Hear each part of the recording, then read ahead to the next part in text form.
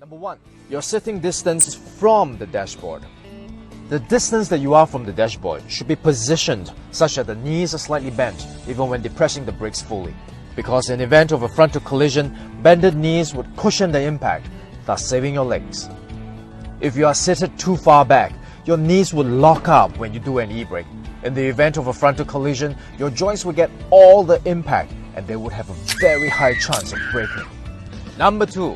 The inclination of your seat would determine how far your body would be from the steering wheel, and that would affect your arm position. If your elbows are locked, your arms would literally be limited when you try to avoid an accident. Not only will you not be able to move fast enough to steer away from danger, in the event of a collision, like the locked knees, the impact will likely cause injuries to your elbows and shoulders. So the ideal position would be for your arms to be bent and in a relaxed position. You will be able to steer freely and your arms would not obstruct each other when you try to do an evasive maneuver. So a good way would be, with your shoulders against the back of the seat, adjust it to a point where your wrists can hang comfortably over the steering wheel. Number 3. The height of the steering wheel.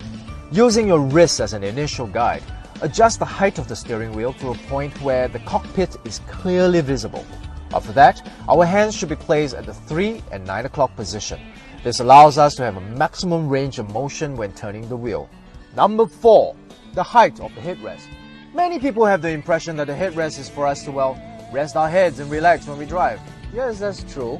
But the actual function of the headrest is actually to protect our necks from whiplash if our car gets hit from behind.